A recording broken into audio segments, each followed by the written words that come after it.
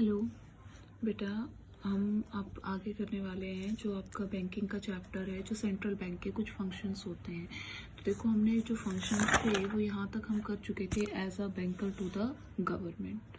How much we have done? We have already complete banker to the government कि RBI क्या करता है, ऐसा गवर्नमेंट के बैंक के रूप में क्या करता है, कार्य करता है। उसका एडवाइजर होता है, उसका एजेंट होता है, ठीक है। गवर्नमेंट के लिए लोन प्रोवाइड करता है, फैसले लेने में उसकी हेल्प करता है। इसके बाद में जो एक मेन टॉपिक है ऐसा controller of credit and money supply. देखो, है तो एक और बच जाता है बैंक और सुपरवाइजर। तो ये वाला जो है ये मैं आपको करवाऊंगी बाद में। तो उससे पहले ये वाला फंक्शन आप कर लीजिए, that is controller of credit.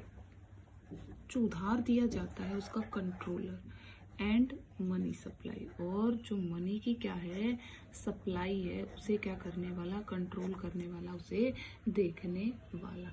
तो बेटा, कंट्रोलर ऑफ क्रेडिट जो एक फंक्शन है किसका, आरबीआई का, it is divided into two parts.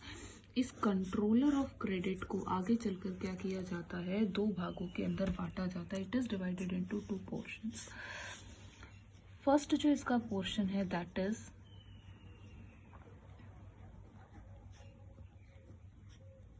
Quantitative, ठीक है, और जो दूसरा है दैट इज क्वालिटेटिव।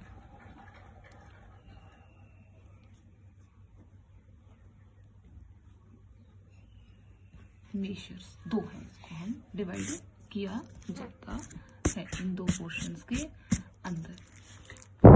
इसके बाद में देखिए बेटा, फर्स्ट जो है हमारा क्वांटिटेटिव, इसके अंदर क्या क्या आता है। पहले इसके अंदर क्या आता है, बैंक रेट, ठीक है। बैंक रेट का दूसरा नाम क्या है, डिस्काउंट रेट। इसके बाद में सेकंड आता है हमारे पास रेपो रेट। थर्ड जो टॉपिक है वो है हमारा रिवर्स रेपो रेट। और चौथा जो हमारा इसके अंदर आता है वो है ओपन मार्केट ऑपरेशंस, ठीक है बेटा।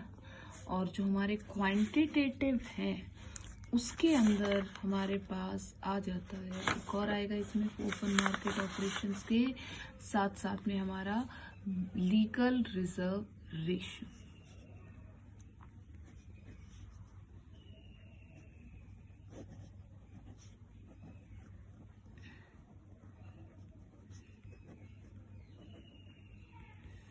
और इसमें हमारे आएंगे, फर्स्ट आ जाएगा इम्पोजिंग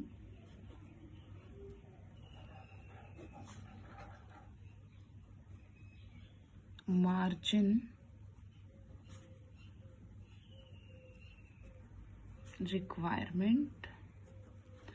सेकंड आ जाएगा हमारा moral suasion,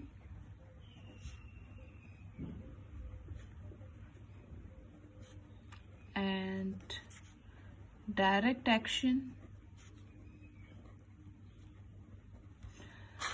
and selective credit control.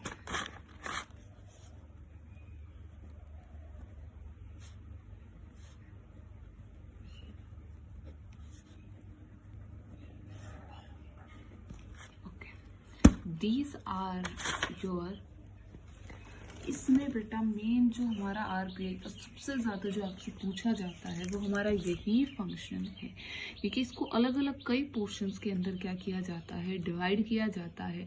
और इस फंक्शन के अंदर आरबीआई बहुत सारे काम करता है, जैसे कि आपको दिख भी रहे हैं कि हम इन्हें क्या करते हैं, दो भागों के अंदर बांटते हैं, ठीक है। हिंदी मीडियम वालों को भी इंग्लिश के अंदर इन टर्म्स को याद रखना है, ठीक है बेटा, क्योंकि आपके हिंदी में भी ये रिवर्स रेपो ये इसी तरह से क्या है आपका दिया जाता है। एक मिनट में आपको ये शो भी कर देती हूँ, ठीक है। कि आपके में इसको क्या कहा जाता है। यही दे रखा है, कंट्रोलर ऑफ क्रेडिट, साख का नियंत्रण, ठीक है।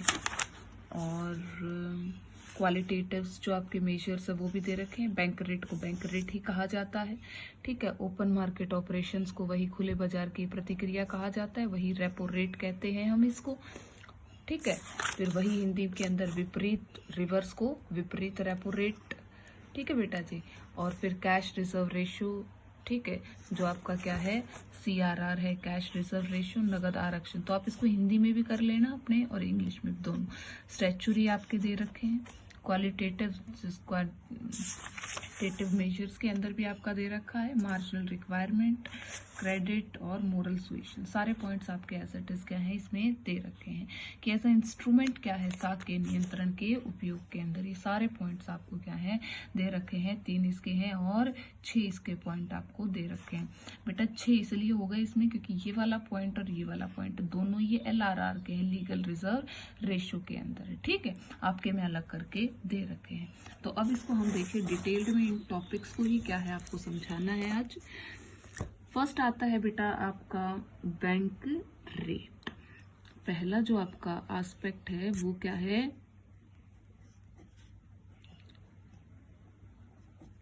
Bank rate.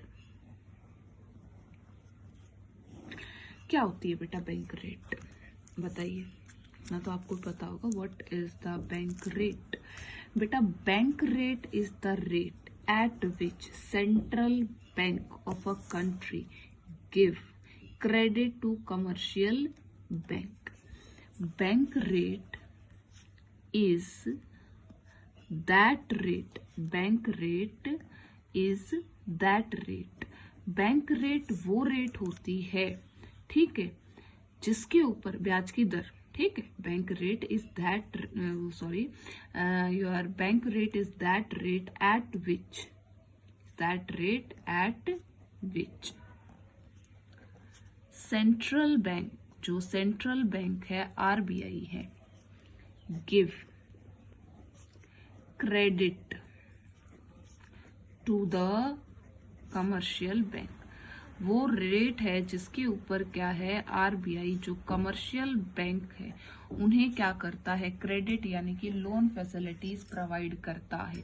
किस पर्पस के लिए, to meet their long term needs. उनकी जो लॉन्ग टर्म नीड्स होती हैं उनको पूरा करने के लिए। अब इसके साथ साथ बेटा आपका एक और जो कॉन्सेप्ट है जो आपका इसके साथ चलेगा, और एक सेकंड एक और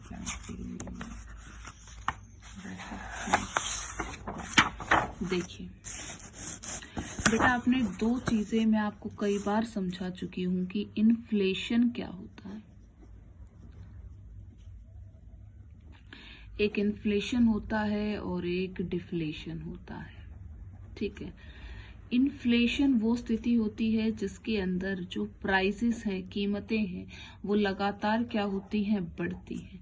कीमतें क्यों बढ़ती हैं, किसी भी प्रोडक्ट की कीमतें बेटा इसलिए बढ़ते हैं क्योंकि लोगों के पास परचेसिंग पावर यानी कि खरीदने की जो क्षमता होती है वो ज्यादा होती है। लोगों के पास पैसे ज्यादा होते हैं, लोगों के पास पैसे क्या होते हैं, ज्यादा मात्रा में होते हैं। तो अगर क्या है, स्टॉक कम हो, अगर मात्रा प्रोडक्ट की कम हो, तो ये लोग क्या करते हैं, ऊंची कीमतों के ऊपर, हाई प्राइसेस के ऊपर भी परचेज करने के लिए रेडी हो जाते हैं। और सेलर को तो प्रॉफिट चाहिए, तो वो कई बार सभी, उसके पास स्टॉक कम होता है और उन सभी लोगों को, किसी को मना थोड़ी नहीं कर सकते, तुझे नहीं दूंगा, इसको दूंगा, उसको। तो वो क्या करता है, प्रोडक्ट की प्राइसेस को रेज कर देता है, उनकी कीमतों को बढ़ा देता है ताकि वही लोग उसे परचेज कर सकते हैं, फिर जिनके पास क्या है, ज्यादा पैसे होते हैं। तो इस प्रकार ये प्रोडक्ट की जो कीमतें हैं, जो प्राइसेस हैं, उनको बढ़ाने का काम किया जाता है, कीमतें बढ़ती हैं। तो बेटा जब भी किसी भी चीज की कीमतें मार्केट के अंदर जब क्या हो जाती हैं, चीजों की बढ़ने लग जाती है, तो उसे कंट्रोल कौन करता है? कई बार आप देखते हो कि गवर्नमेंट स्टेप उठा रही है, तो गवर्नमेंट का बैंक क्या है? आरबीआई होता है। महंगाई जो होती है उस महंगाई को, ठीक है, कंट्रोल करने का मुख्य जो कार्य है वो आरबीआई के द्वारा ही किया जाता है। आगे बात समझ में? जब बेटा क्या हो, इन्फ्लेशन होता है, कीमतें ज्यादा होती हैं, तो आरबीआई क्या करता है? कीमतों को घटाने के लिए बेटा एक तरह से ये जो सारे हैं ये टूल्स हैं आरबीआई के, किस तरह से वो महंगाई को, ठीक है, कंट्रोल करने में काम करते हैं। जब क्या होती है, इन्फ्लेशन की सिचुएशन होती है, लोगों के पास पैसे ज्यादा होते हैं, उनकी परचेसिंग पावर होती है, तो आरबीआई उस बढ़ती हुई कीमतों को रोकने के लिए क्या करता है? ये जो बैंक रेट है उसे क्या कर देता है? आरबीआई बढ़ा देता है। यानी कि कमर्शियल बैंक जो आरबीआई से लोन ले रहे हैं वो लोन महंगा हो जाए, यानी कि उसके ऊपर जो ब्याज की दर है उसे क्या कर दिया जाता है? बढ़ा दिया जाता है, जिसकी वजह से commercial bank take less loan, कम क्या करते हैं? लोन लेते हैं। किससे? आरबीआई से। ठीक है, जब कमर्शियल बैंक के पास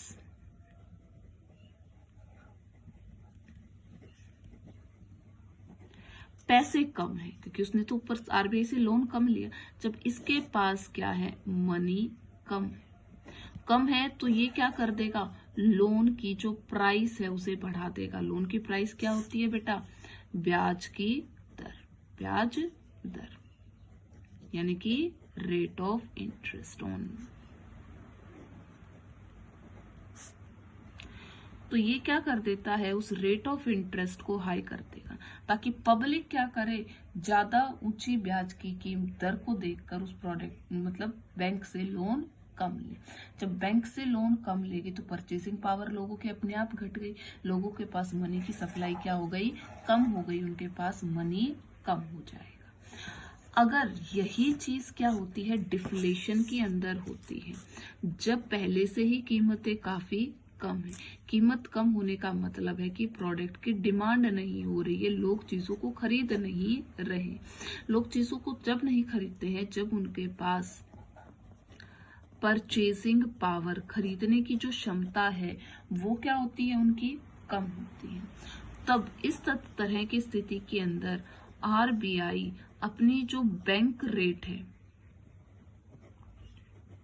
उसे क्या कर देता है? घटा देता है, ताकि कमर्शियल बैंक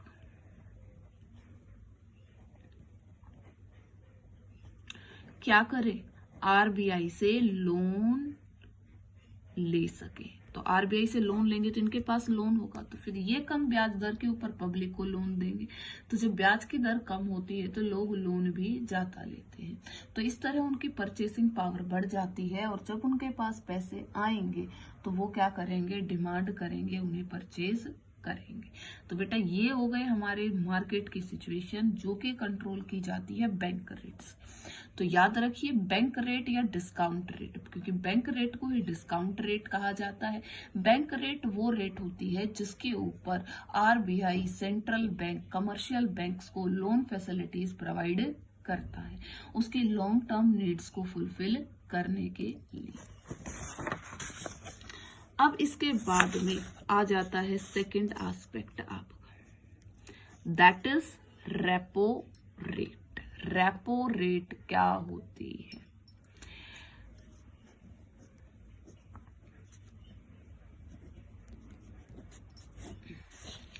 सी बेटा, repo rate when the commercial bank, ठीक है, जब कमर्शियल बैंक को क्या होती है? ये तो लॉन्ग टर्म नीड्स हो गई है।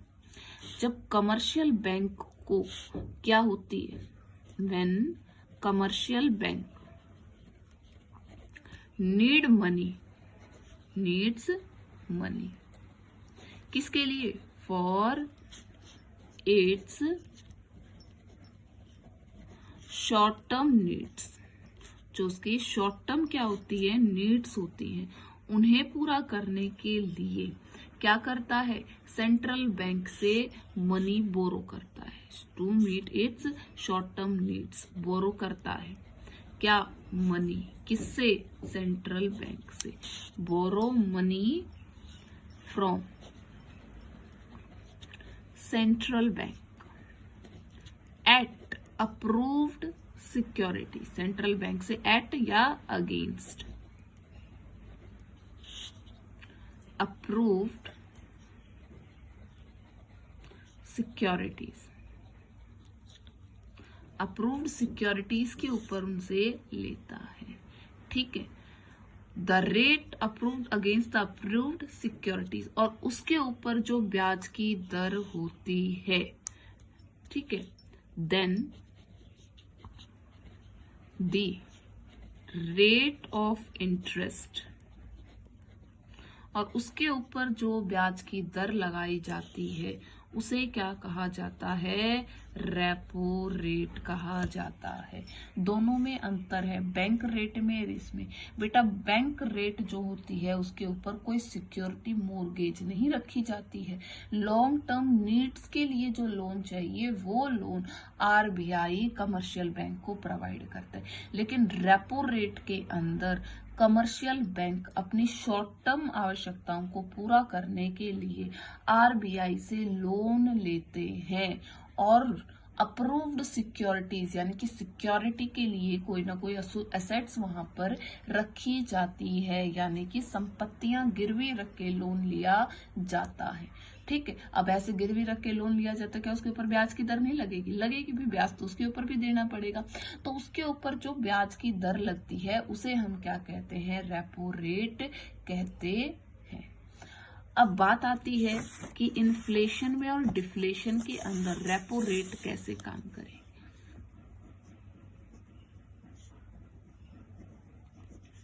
रेपो रेट के साथ जब इन्फ्लेशन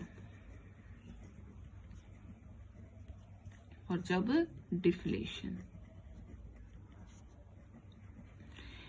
इन्फ्लेशन वो स्थिति होती है जब लोगों के पास पैसे ज्यादा होते हैं,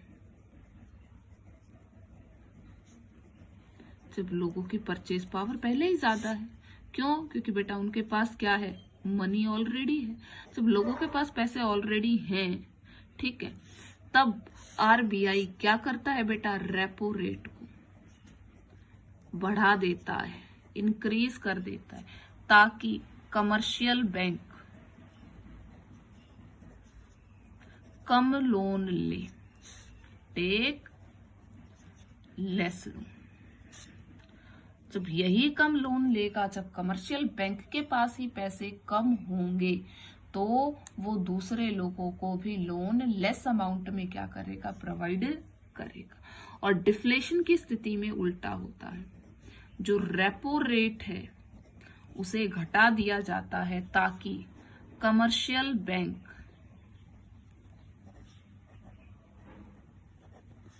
टेक मोर लोन, ज्यादा लोन ले सके, और एज अ रिजल्ट पब्लिक को भी ज्यादा लोन प्रोवाइड किया जा सके मार्केट की सिचुएशंस को कंट्रोल करने के लिए। क्लियर? सो बेटा बेसिकली आपने आज इतना इसको करना है, और साथ के साथ notes will be provided to you further and which you have to write it out in your notebooks.